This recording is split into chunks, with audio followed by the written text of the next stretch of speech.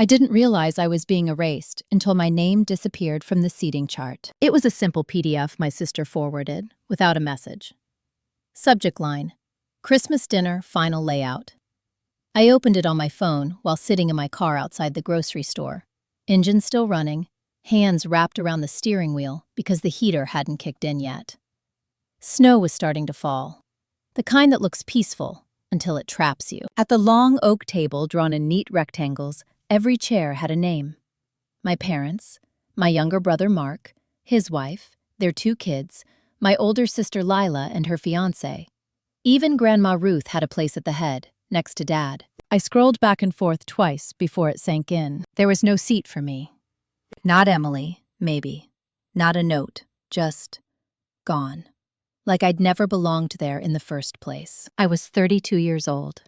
I lived 15 minutes away. I had spent the last 6 years quietly running the operational side of our family business, while everyone else enjoyed the title of ownership.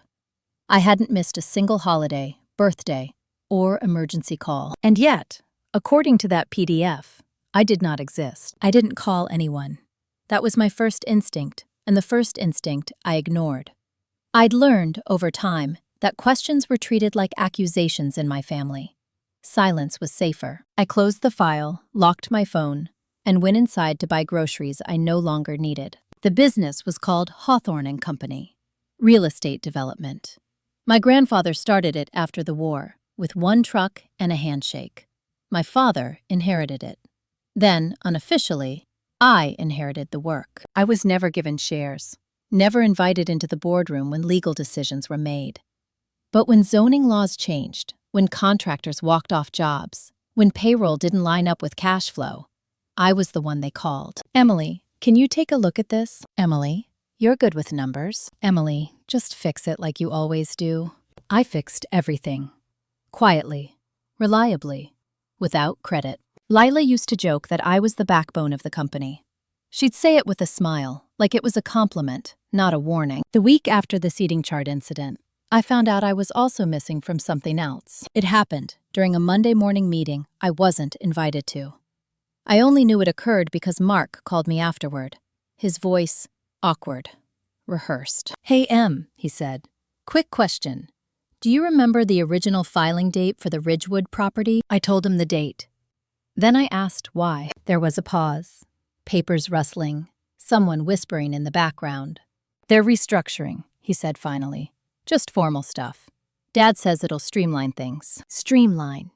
That word again. I waited for him to say my name, to mention my role. He didn't. That afternoon, I logged into the internal system I'd built myself 3 years earlier. The one that tracked contracts, compliance, and vendor payments. My access still worked. But something felt off. I checked the user permissions. My administrative rights had been downgraded. Not removed, just limited. Enough to keep things running, not enough to make changes. That's when the pattern began to emerge. No confrontation, no announcement. Just quiet edits, revised documents, new signatures. My work remained. My authority did not. At Thanksgiving, I brought my usual pie. Pecan, Grandma's favorite. It sat, untouched. Dinner conversation flowed around me like I was furniture. Lila talked about the wedding. Mark complained about taxes. Dad discussed the future of the company with his lawyer friend, who didn't look at me once. Mom smiled too much. The way people do when they're trying to keep something from cracking. At one point, Grandma Ruth reached over and squeezed my hand. Her grip was still strong. "You okay, sweetheart?" she asked. I nodded. She frowned, like she didn't believe me, like she saw something the others didn't. 2 days later, she called me directly. That alone was unusual. "Emily," she said, skipping pleasantries. "Have they told you about the will?" My chest tightened. "No," I said carefully. She exhaled. Slow, controlled. "They think I don't read things anymore," she said. "But I do." I didn't ask what she meant. I didn't need to. That night, I lay awake, replaying the last 10 years of my life, searching for the moment I agreed to become invisible. I couldn't find it. There was no single decision, just 1,000 small concessions. I stayed quiet when Mark took credit for my projections. I smiled when Lila introduced herself as the future CEO. I let Dad call me support instead of partner. Love, I had believed, meant flexibility, meant understanding, meant waiting my turn. But waiting only works if a turn is coming. By December, I stopped being invited to meetings altogether. My final clue arrived in the mail, a thick envelope. No return address, just my name, handwritten in a way I recognized immediately. Grandma Ruth. Inside was a copy of a legal amendment, draft form, not yet signed. It detailed the transfer of controlling interest in Hawthorne and Company to Mark solely. My name appeared once, in a clause that referred to non-owning contributors. I sat at my kitchen table for a long time, staring at that phrase. Non-owning contributor. That was what I had been reduced to. Not daughter, not sister, not partner, a resource. I folded the paper carefully and placed it back in the envelope. I did not cry. I did not call anyone. I did not confront my parents or demand explanations. Instead, I opened my laptop and began doing something I had avoided for years. I started documenting everything. Every file I touched, every decision I'd made, every workaround I'd quietly engineered to keep the business alive. If they wanted to erase me, I would let them. But I would not disappear without a record. And I would not walk away empty-handed. Documentation changes the way you see things. Once I started writing everything down, the past rearranged itself. What had felt like isolated slights became a system. What I had once labeled misunderstanding now looked deliberate. I worked from my dining table at night, laptop open, legal pad beside me. I didn't dramatize.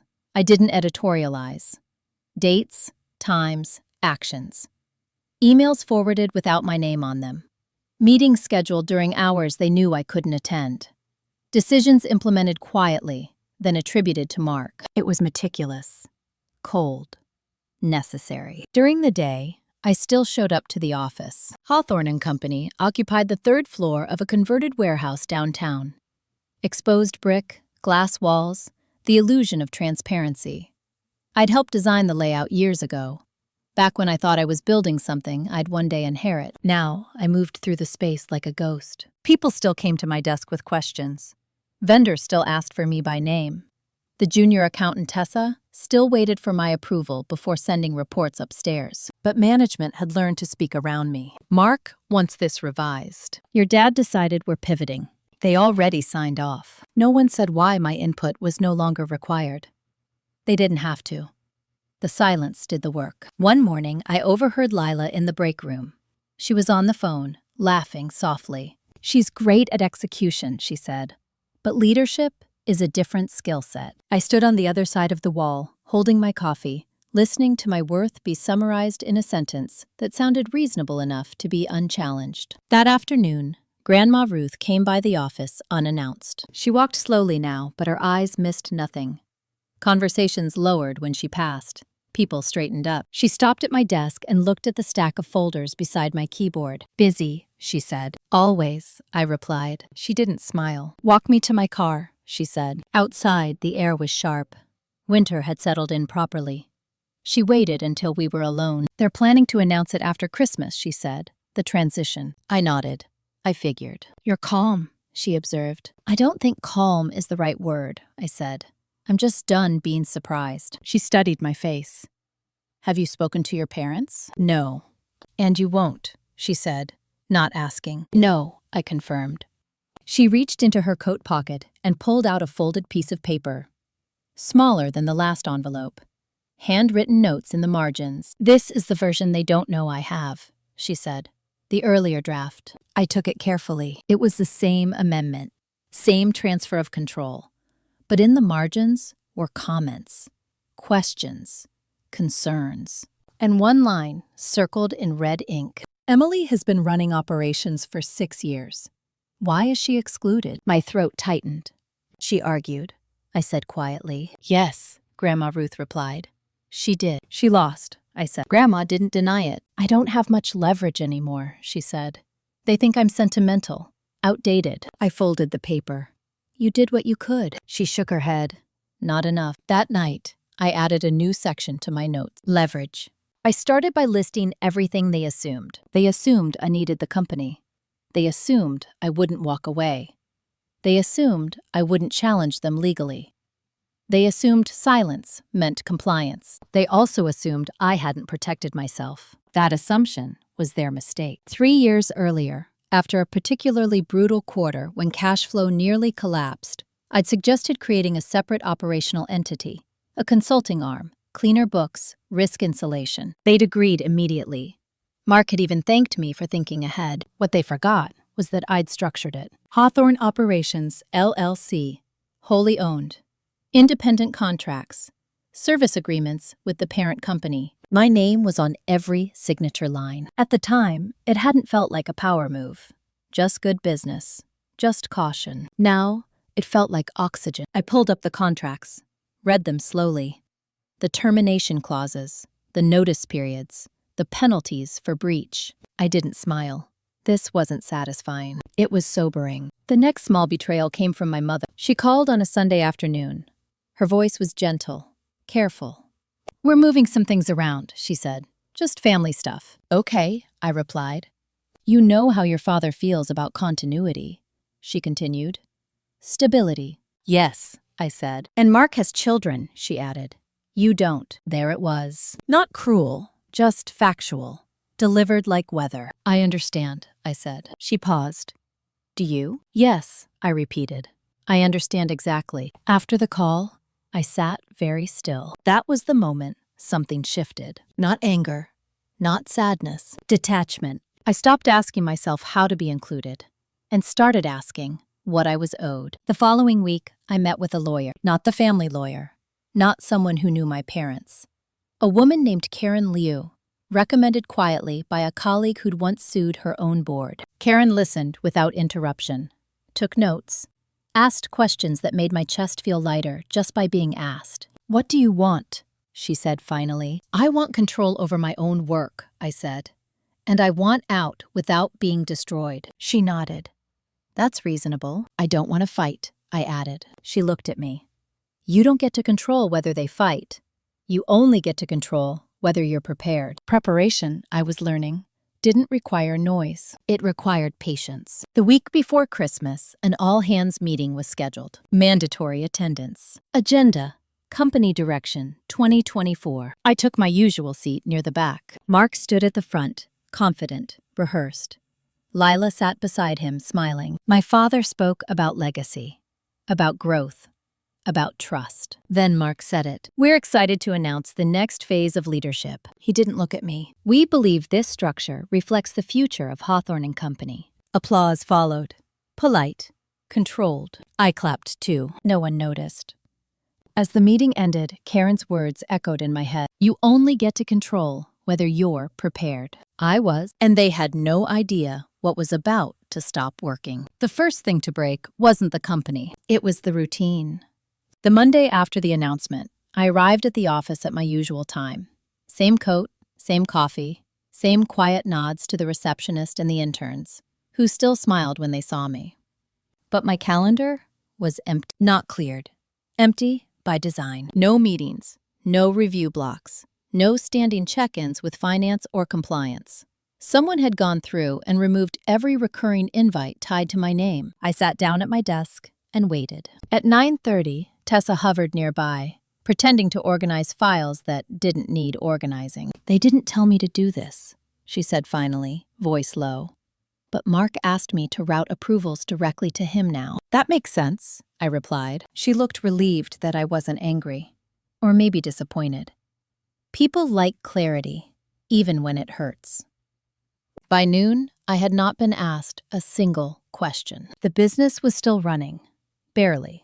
On momentum, on systems I had built and documented. But without my intervention, small inefficiencies began to surface.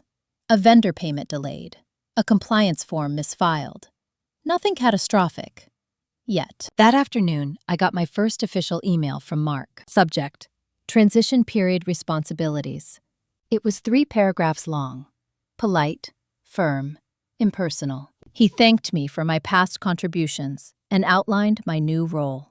Advisory only. No decision-making authority. No access to proprietary strategy documents. My compensation would remain unchanged for now. I read it once. Then again. Then I forwarded it to Karen. Her response came 10 minutes later. This is helpful. Do not reply yet. That night, I went home and cooked dinner for one. Pasta. Cheap wine. No background noise. I wasn't sad. That surprised me. I felt clarified. The next escalation came from Lila. She showed up at my apartment unannounced 2 days before Christmas. Hair perfect. Coat expensive. Eyes already tired. I don't understand why you're being so distant, she said as soon as I opened the door. I stepped aside and let her in. She walked around my living room like she was inspecting a hotel suite. Too neat. Too quiet. You didn't respond to Mark's email, she continued. I didn't need to, I said. That email was him trying to include you, she insisted.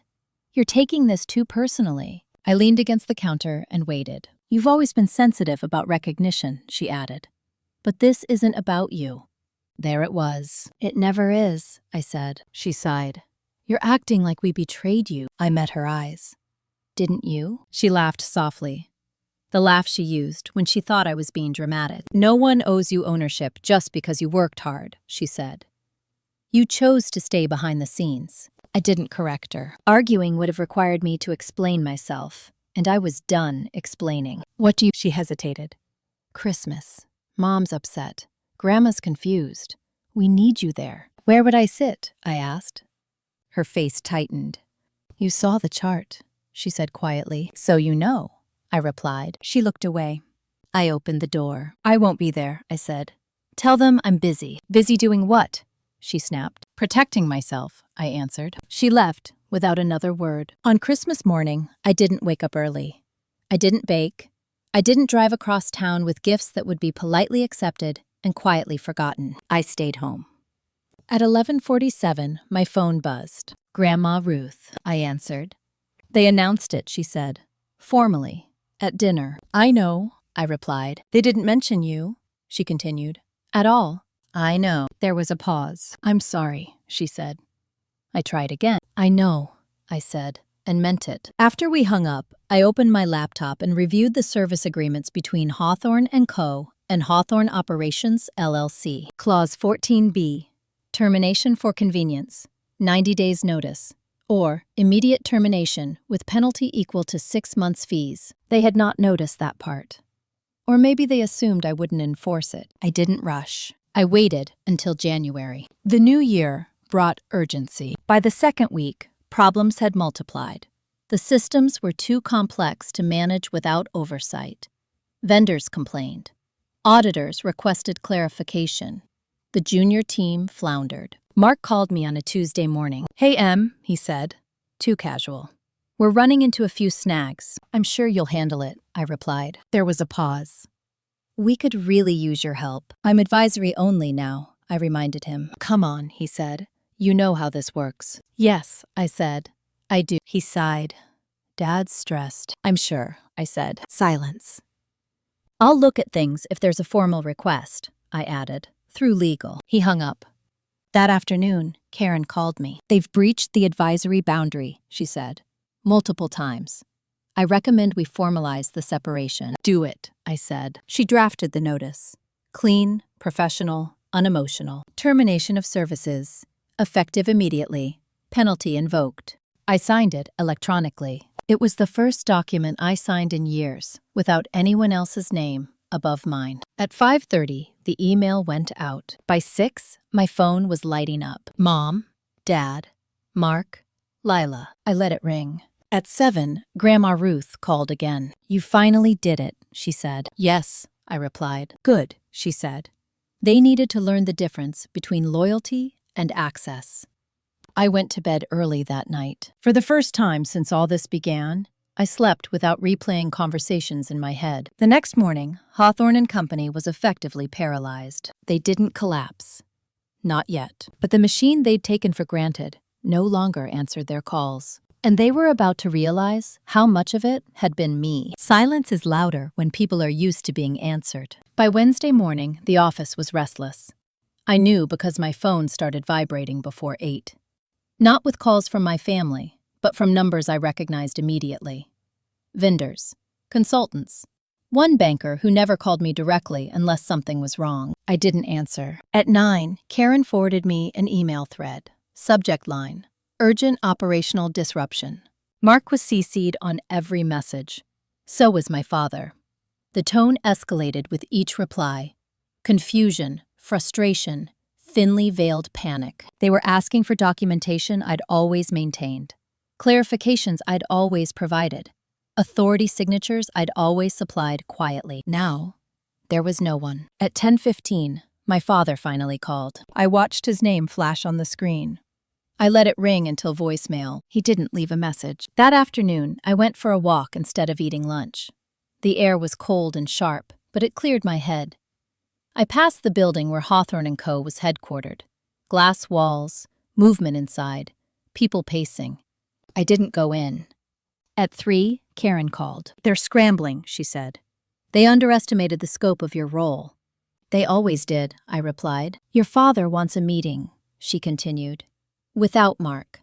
Without Lila." I stopped walking. "What do you want to do?" she asked. I thought about the Christmas seating chart, about the amended will, about the way my mother had said, "You don't have children." "I'll meet," I said, "but not there." We scheduled it for the next morning. Neutral ground. Karen's office. Conference room with frosted glass and a long table that didn't belong to any of us. That night, my mother texted, "Please, this has gone too far." I stared at the message. It hadn't gone far enough. It had only just reached honesty. The next morning, my father arrived early.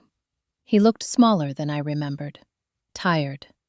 The confidence that used to fill a room with him now stayed close to his body. He stood when I entered. "Emily," he said. I nodded and sat. Karen took the seat beside me. Silent. Present. "I don't understand why you did this," he began. I didn't respond immediately. I waited. Let the discomfort settle. "You removed me before I left," I said finally. "You just expected me to keep working anyway." "That's not fair," he said.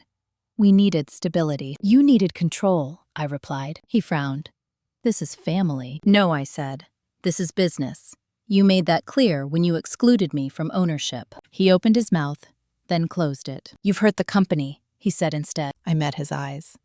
The company functioned because I protected it. From chaos, from ego, from bad decisions. Karen slid a document across the table. The service agreements, highlighted sections, breach notices. "You removed her authority while continuing to rely on her infrastructure," Karen said calmly. "That's not stability. That's exploitation." My father's jaw tightened. "What do you want?" he asked. I leaned back. "I want out," I said.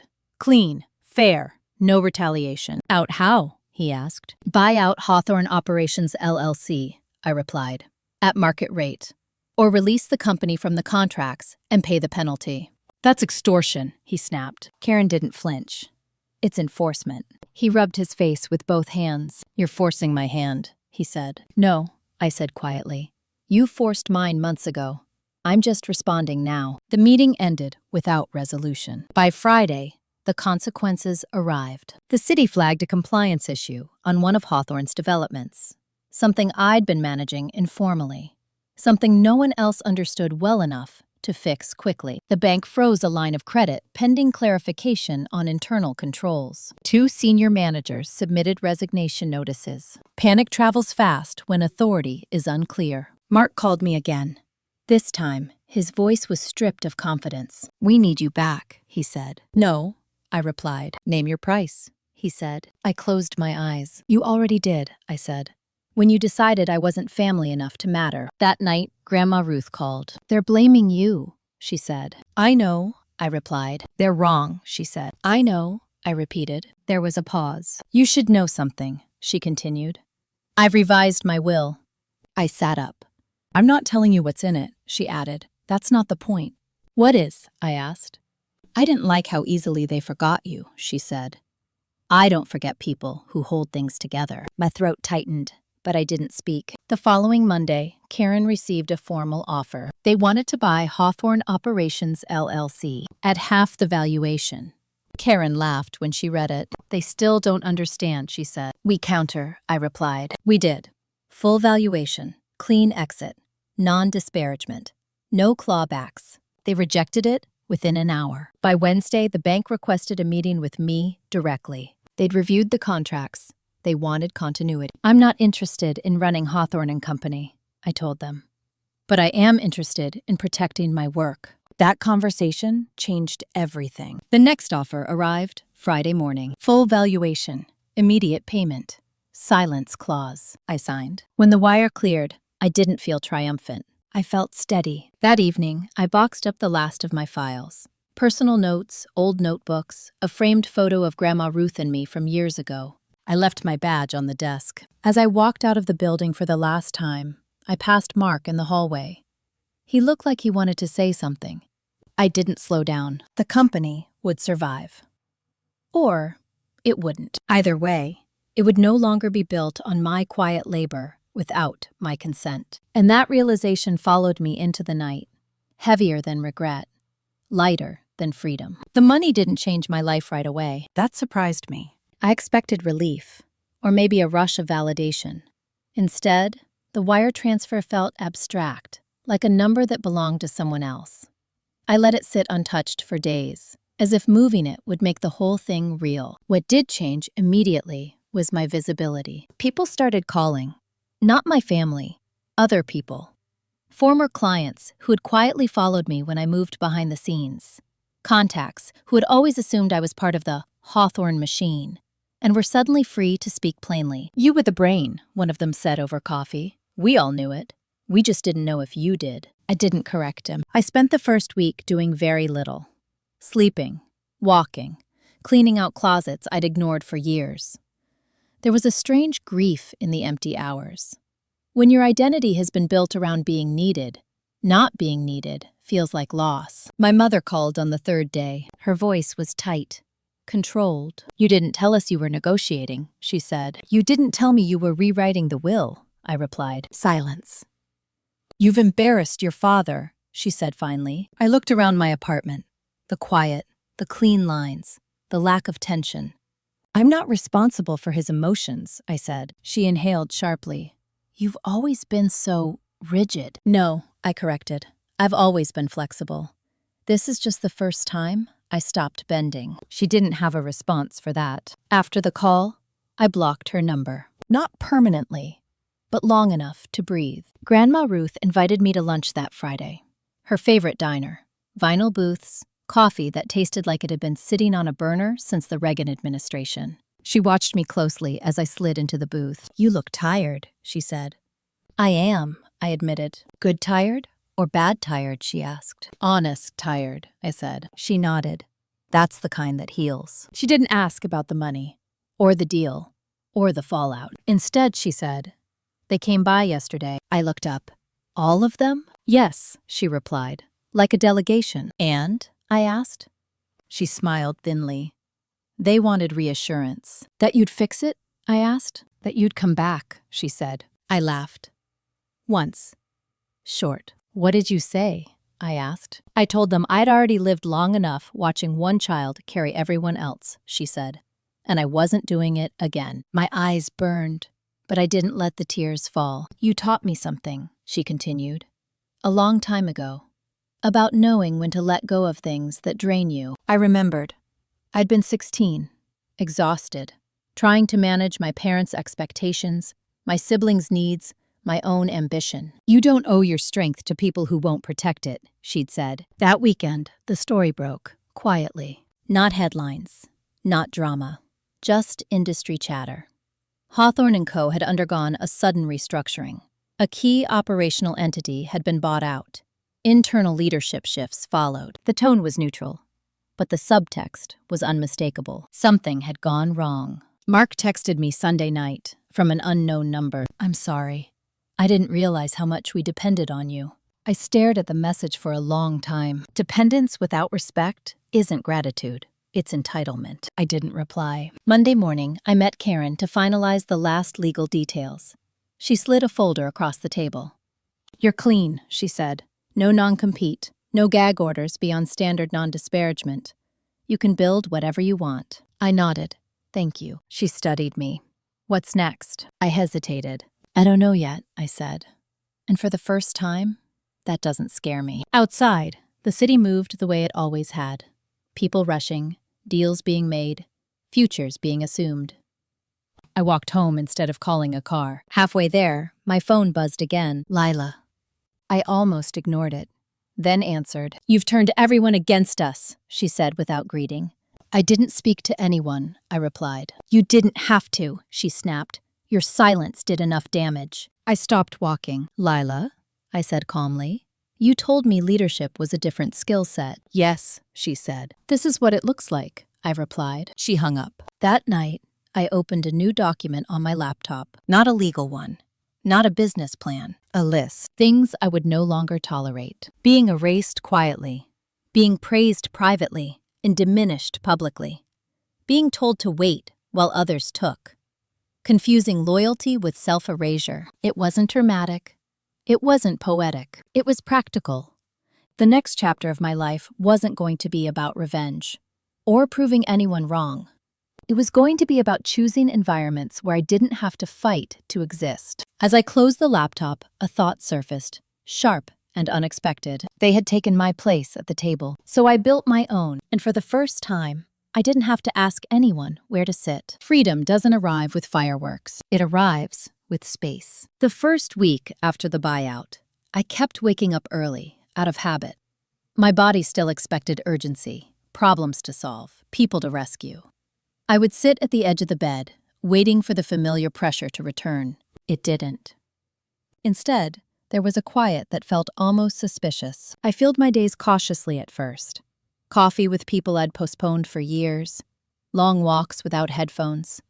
I let myself feel the absence instead of rushing to replace it. That was when the second loss surfaced. Not the company, not the money, the family. When you stop being useful, the phone stops ringing.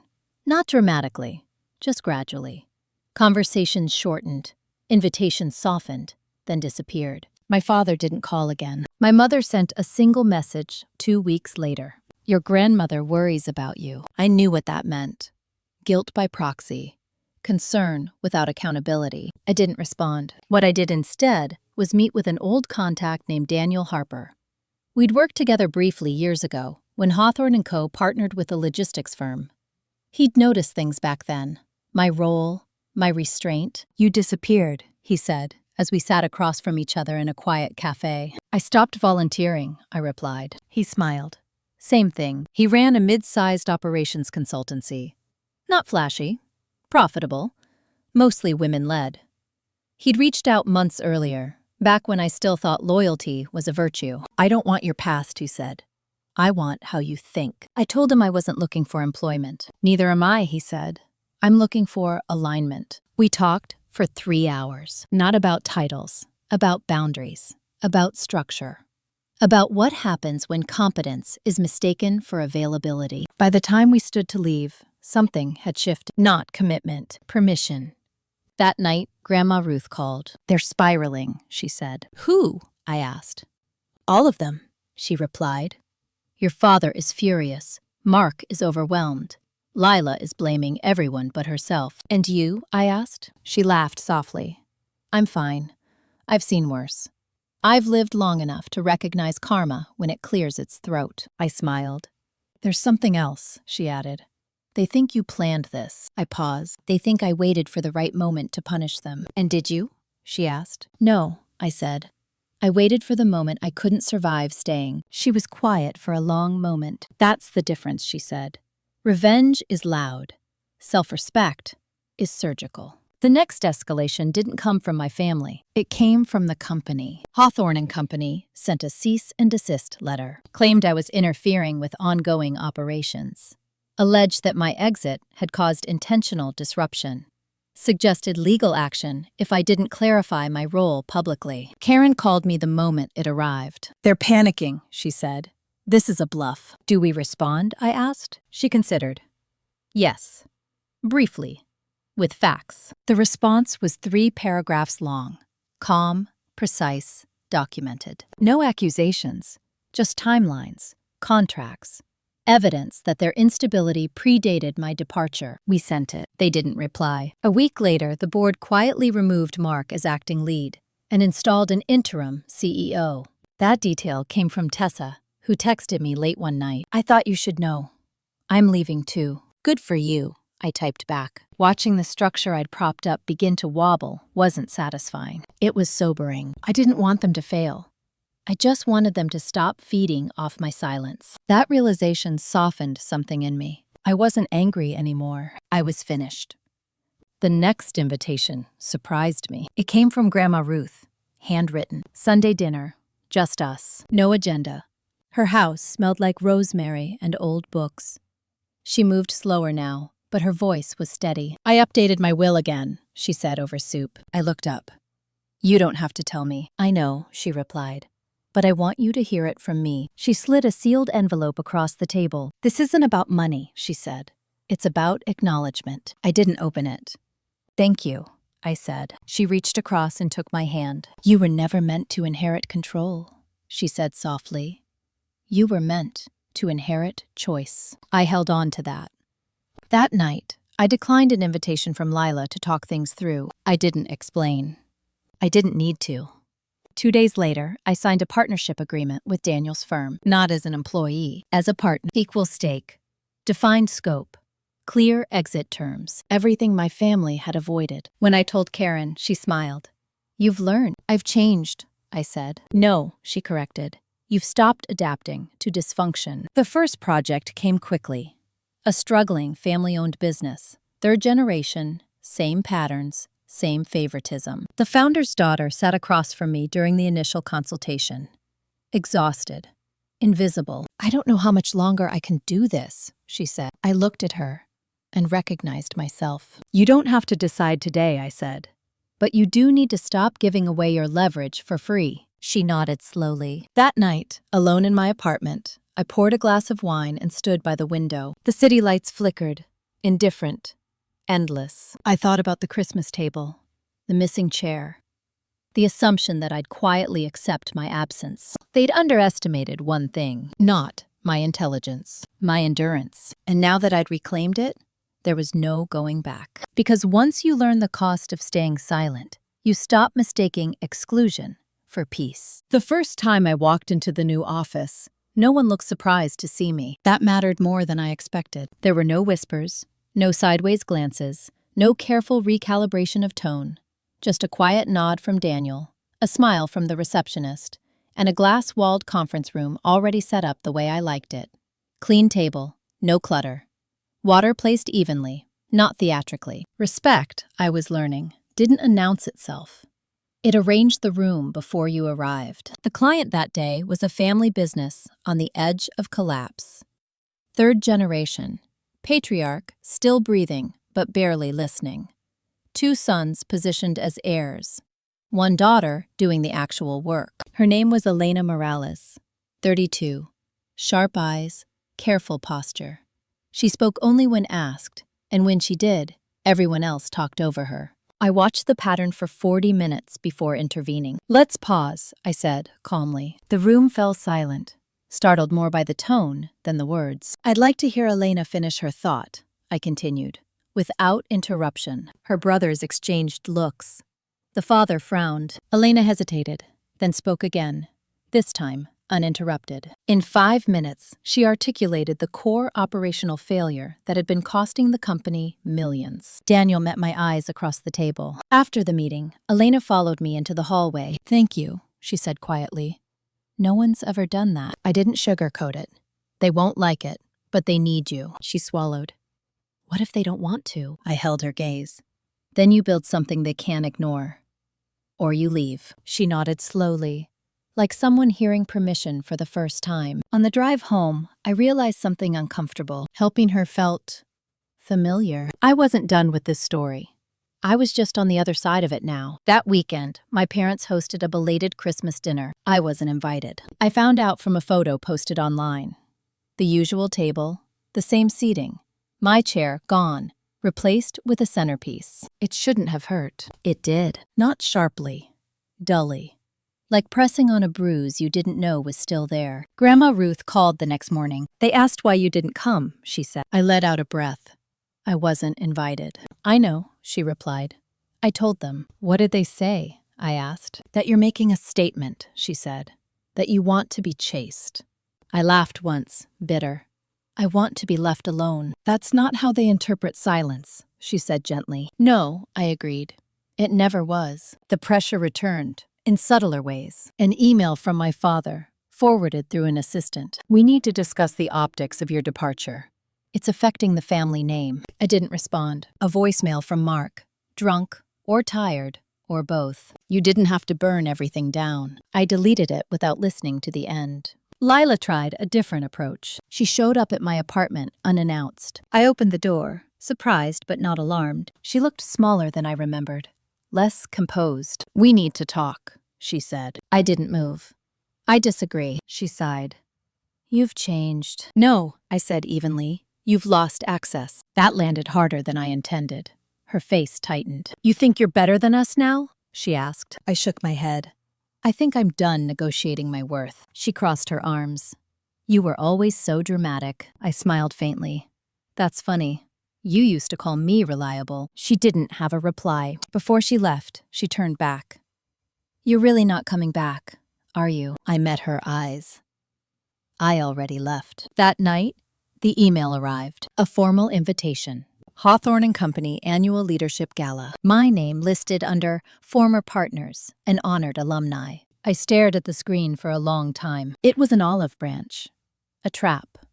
A public reclaiming. If I attended, they'd rewrite the narrative, present my exit as mutual, graceful, controlled. If I didn't, they'd whisper about bitterness, ingratitude. Daniel's advice was simple. Don't go. Karen's was sharper. If you go, go on your terms. I slept on it. At 2 a.m., I made my decision. I would attend, not to reconcile. To close the loop, I RSVP'd, yes. Then I drafted a speech. Not emotional, not accusatory, factual, precise, the truth, without commentary. The morning after, I received a call from the board's legal counsel. We'd like to review your remarks in advance, he said. I smiled to myself. No, I replied. You had your chance to shape the story. There was a pause. We hope you'll be gracious, he said. I always am, I replied. When I'm not being erased. I hung up. As I closed my laptop, a familiar calm settled in. This wasn't about revenge. It was about visibility. And this time, I wouldn't disappear quietly. The gala was held at the Old Maritime Museum downtown. All glass and steel, polished to look historic without ever being inconvenient. The kind of place chosen to suggest legacy without acknowledging labor. I arrived alone. That was deliberate. No +1, no entourage, no visible alliance. I wore a simple black dress, unbranded, tailored. Unremarkable in the way power often is when it stops trying to impress. As I stepped inside, the hum of conversation shifted just enough for me to feel it. They hadn't expected me to come. Faces turned. Smiles paused mid-curve, then reset. People recalculated. A few nodded, cautious. Others avoided eye contact entirely, as if proximity to me might be contagious. Mark spotted me near the bar. He hesitated, then approached with the stiff enthusiasm of someone who had practiced neutrality in the mirror. You look well, he said. So do you, I replied. It wasn't true. He looked thinner, tired. The confidence he used to wear like a tailored jacket now hung off him, borrowed. I didn't think you'd come, he added. I said I would, I said simply. He nodded, unsure what to do with that. It's good to see you. I'm sure, I replied, and excused myself before he could say more. My parents were seated near the front. My mother noticed me first. Her eyes widened, then flicked to my father. He didn't look back. Lila sat between them, rigid. She didn't acknowledge me. I felt something loosen in my chest. Not relief. Clarity. This was the last time I would measure myself by their reactions. The program began with the usual tributes. Founders, visionaries, long-serving executives. Carefully curated nostalgia. Then my name was called. Former partner. Strategic architect. The phrasing was intentional. Vague enough to avoid ownership. Polite enough to suggest mutual respect. I walked to the stage without rushing. The applause was scattered, uneven, polite. I stood behind the podium and waited for the room to quiet. When it did, I spoke. "Thank you for inviting me," I said. "I wasn't sure I should attend, but I believe in finishing things properly." A few people shifted in their seats. "I spent 6 years helping build Hawthorne & Co.'s operational framework," I continued. "I did so quietly, intentionally, because I believed that shared success didn't require shared credit." I paused. I was wrong. The room stilled. "I don't regret the work," I said. "I regret the assumption that contribution guarantees inclusion." Somewhere in the audience, I felt my mother stiffen. "When I exited the company," I went on, "it wasn't due to conflict or emotion. It was due to alignment. The direction of the organization no longer reflected the values I was asked to uphold." I let that sit. "There's a narrative forming," I said calmly, "that my departure was disruptive, that it caused instability." I looked directly at the board members. The instability existed long before I left. My absence simply revealed it. A murmur rippled through the room. "I don't say this to accuse," I continued. "I say it to clarify." I took a breath. I'm proud of the systems I built. I'm proud of the people I supported. And I'm proud that when it became clear I was being excluded from decisions that affected my own work, I chose to leave instead of shrink. Silence. Then I finished. "This isn't a goodbye. It's a boundary. And I wish the company clarity moving forward." I stepped away from the podium. The applause this time was louder. Not thunderous, but real. As I returned to my seat, Karen caught my eye from the back of the room and nodded once. My father didn't clap. I didn't look back. After the program, the room buzzed. Conversations overlapped. People approached me with cautious warmth. "Brave," someone said. "Necessary," another whispered. Daniel texted me from across the room. "Clean. You didn't burn it down. You exposed the wiring." I smiled. Lila intercepted me near the exit. "You humiliated them," she hissed under her breath. "I told the truth," I replied. "You made us look weak." I met her gaze. "You made yourselves invisible by pretending I didn't exist." She stared at me, then looked away. Outside, the night air was cool. I stood on the steps for a moment, letting the noise fade. My phone buzzed. A message from Elena. "I did what you said. I asked for equity." They laughed. I gave notice. I typed back. "Proud of you. Let me know what's next." Another message followed, from an unfamiliar number. "This is the interim CEO. We'd like to discuss consulting terms." I didn't reply. Not yet. I walked home instead of calling a car. The city lights reflected off the pavement, distorted, beautiful. For the first time since all of this began, I felt complete, not vindicated, not triumphant, whole. Because the most dangerous thing you can do to people who benefit from your silence is speak clearly once, and then walk away. The morning after the gala, my inbox was full. Not congratulatory notes, not apologies, requests, carefully worded inquiries from people who had watched me speak without flinching, and suddenly wondered what else I was capable of when I wasn't contained. I didn't answer any of them. Instead, I went to the farmer's market near my apartment, bought bread, flowers, did things that had nothing to do with leverage or narrative control. Power, I was learning, doesn't rush. It waits until you stop needing it. Around noon, Grandma Ruth called. "You sounded steady," she said, on stage. "I felt steady," I replied. "That's new," she said gently. I smiled. "It is." She hesitated. "Your father left early." "I know," I said. "He said you embarrassed him." "I know," I repeated. "And?" she asked. I considered. "I don't feel responsible." She let out a slow breath. "Good." That afternoon, Karen forwarded me an internal memo from Hawthorne & Company. Board restructuring announcement. Mark was out. The interim CEO had been formalized. 2 long-standing board members were stepping down. No mention of me.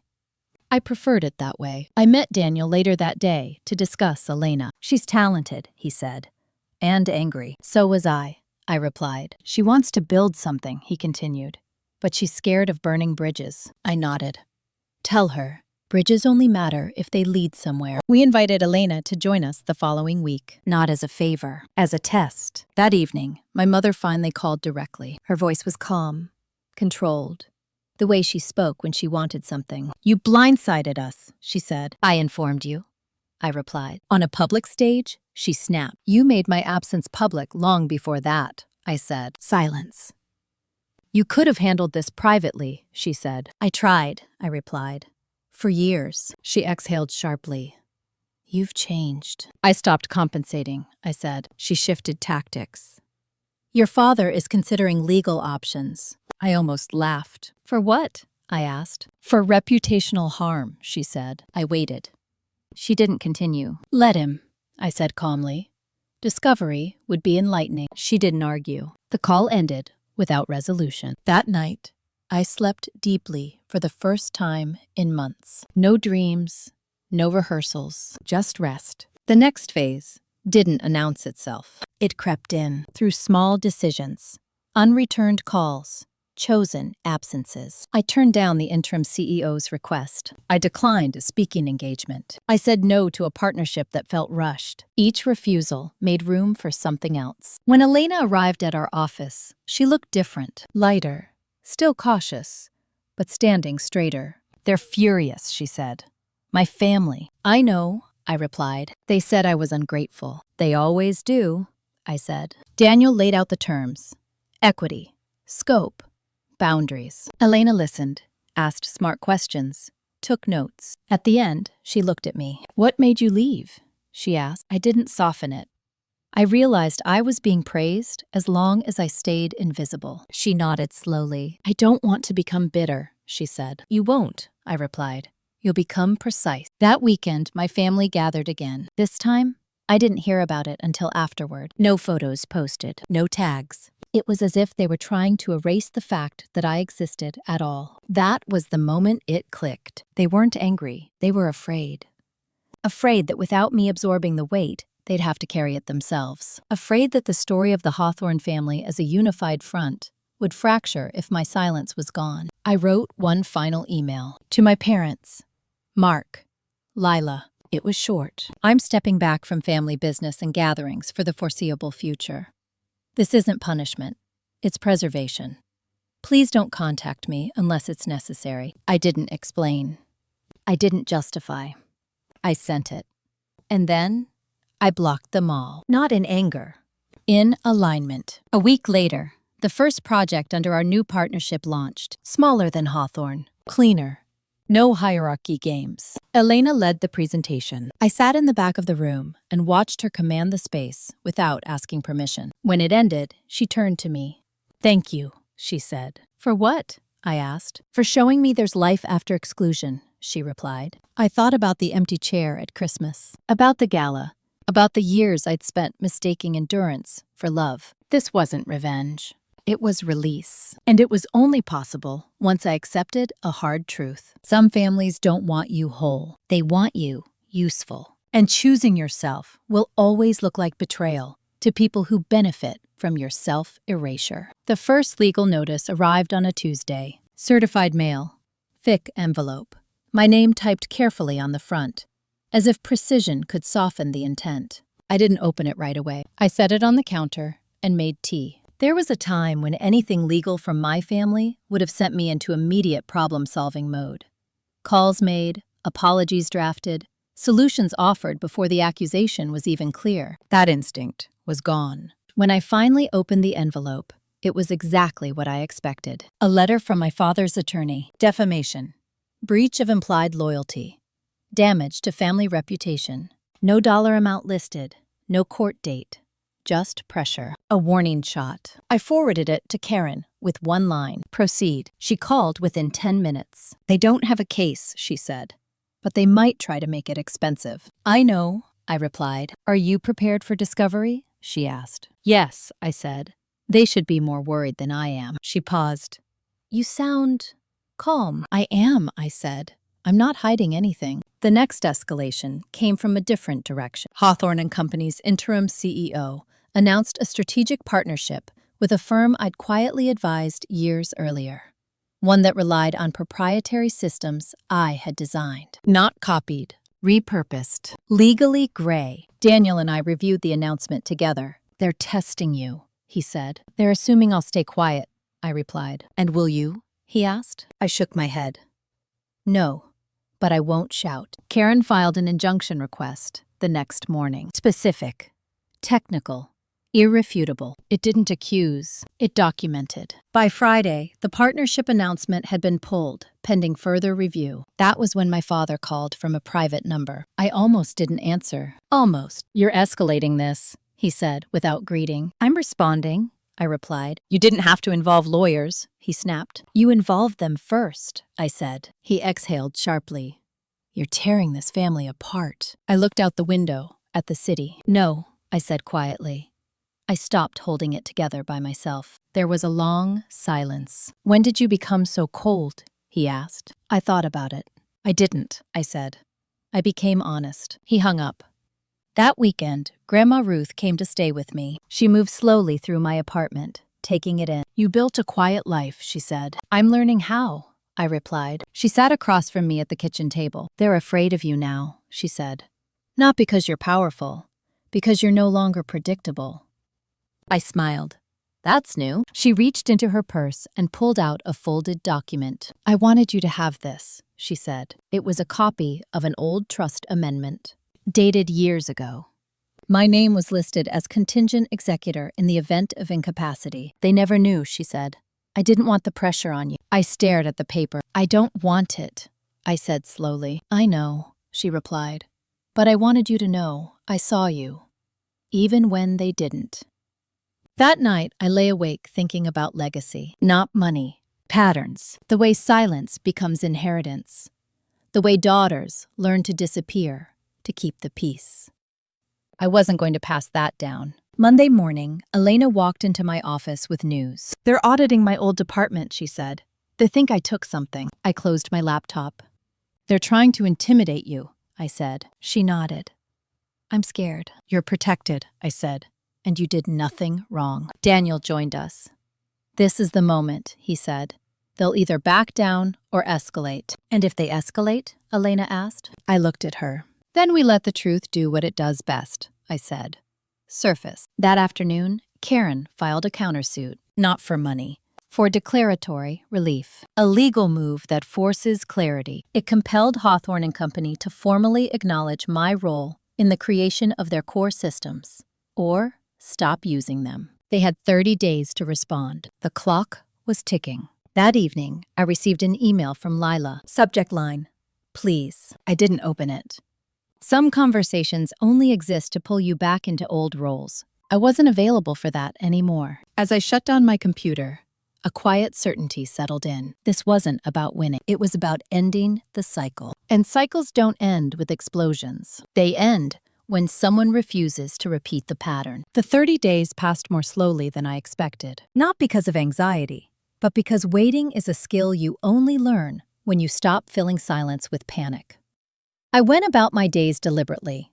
Meetings in the morning, long walks in the afternoon, dinner alone, cooked slowly, without checking my phone every 5 minutes. The countersuit changed the temperature. People who had once ignored me became careful. Emails grew formal. Invitations stopped entirely. Hawthorne and Company had gone quiet, the way institutions do when they're deciding whether to concede or crush. Elena's audit concluded without findings. No wrongdoing, no missing files, no justification for suspicion. She forwarded me the notice with a single line. "They wanted me scared," I replied.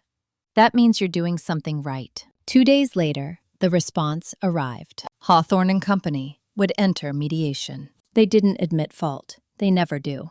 But they agreed to suspend use of the systems in question pending resolution. It was enough. Karen smiled when she told me. "They're bleeding quietly." "I don't want blood," I said. "I know," she replied. "You want acknowledgement." I thought about that. "Yes," I said.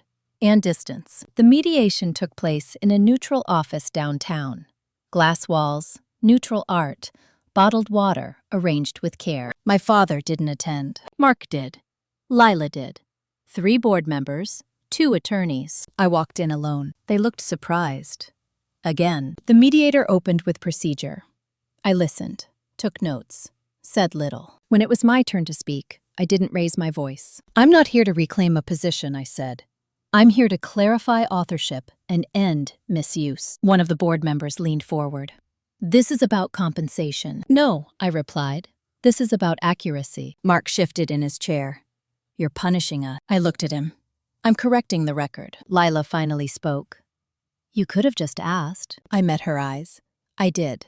Repeatedly. Silence fell. The agreement was drafted by afternoon. Hawthorne and Company would formally acknowledge my role in the creation of the systems in question. My name would be added to internal documentation. They would cease use unless licensed. The license fee was modest. The clause that mattered wasn't financial. It was attribution. They signed. When it was done, Mark didn't look relieved. He looked older. As we stood to leave, he said quietly, "You didn't have to go this far." I paused. I didn't, I agreed. But you didn't stop me. He had no reply. Outside, the city hummed. Unaware. Unchanged. I walked back to my office without calling anyone. That night, "Is it over?" she asked. "It's finished," I said. She sighed. Good. A week later, my father sent a letter. Not legal. Personal. I didn't read it immediately. When I finally did, it was short. "I didn't understand how much you carried. I see it now. I don't expect forgiveness." I folded the letter and put it away. Seeing isn't the same as changing, but it was enough for me to stop waiting. The following Friday, Daniel and I signed the papers to spin off our work into a new entity. Smaller, focused, transparent. Elena was named managing partner. She cried when we told her. "I won't disappear," she said, half question, half promise. "No," I said, "you won't." That weekend, I hosted Thanksgiving. Not the one I grew up with. Friends, colleagues, chosen family. We crowded around a table that wasn't symmetrical. Food didn't match. Conversations overlapped. No one asked me to prove my worth. No one needed me to manage the mood. At the end of the night, as I stood alone washing dishes, I felt something settle. Not triumph. Peace. The kind that comes when you finally stop negotiating with people who only love you when you're quiet. The quiet, after everything ended, wasn't empty. It was spacious. I didn't wake up thinking about what I needed to fix or who might be disappointed by noon. My calendar had meetings, yes, but none that required me to shrink. None that depended on my silence. The new company settled into its rhythm quickly. Elena thrived in leadership in a way that still surprised her. She didn't apologize for decisions. She didn't soften her voice at the end of sentences. Watching her grow into authority felt like watching a scar heal without leaving a mark. Daniel noticed it too. "She's different," he said one afternoon after a client call. "Sharper." "She always was," I replied. "She just stopped asking permission." So had I. Hawthorne and Company faded into the background of my life. Not dramatically. No collapse, no public reckoning, just distance. They licensed the systems, paid on time, kept communication formal. My name appeared in footnotes and internal histories, never spoken aloud at dinners or holidays, which was fine. I didn't need acknowledgement from people who had confused access with ownership. My family remained quiet. Occasionally, I heard things through Grandma Ruth. Mark had taken a reduced role. Lila had moved out of state. My parents hosted smaller gatherings now. Fewer photos. Less certainty. I didn't feel satisfaction. I felt release. On my 34th birthday, I spent the day alone, by choice. No party, no announcements. Just a long hike outside the city and dinner with two close friends who knew my story without needing details. One of them asked, "Do you ever regret how it ended?" I thought about it carefully. "No," I said. "I regret how long I stayed." That night, I reread the list I'd written months earlier. The one that started with what I would no longer tolerate. I added one final line. Never confuse love with control. Grandma Ruth came by the following Sunday. She moved more slowly now, but her eyes were clear. "You look settled," she said. "I am," I replied. She nodded. "That's what happens when you stop negotiating with people who benefit from your discomfort." Before she left, she squeezed my hand. "You didn't just change your life," she said. "You interrupted a pattern." That stayed with me. Patterns don't break loudly. They break quietly, when someone refuses to play their role. The last message I received from my mother came months later. Short, careful. "I hope you're well." I stared at it for a long moment. Then I archived it. Not blocked, not answered, just placed where it belonged. In the past. Because the truth is, revenge wasn't what freed me. Justice wasn't either. What freed me was the moment I realized I didn't need to be chosen by people who only valued me when I was useful. I chose myself. If you've ever been excluded quietly, if you've ever been praised privately and erased publicly, if you've ever been told to wait while others took what you built, this is what I learned. You don't need to argue. You don't need to explain. You don't need to burn anything down. You just need to stop holding everything together alone. That's when the tables turn. And if this story resonated with you, if you've lived some version of it, or are standing on the edge of your own decision, I'd love to hear from you. Share your thoughts in the comments. Let me know where you're listening from.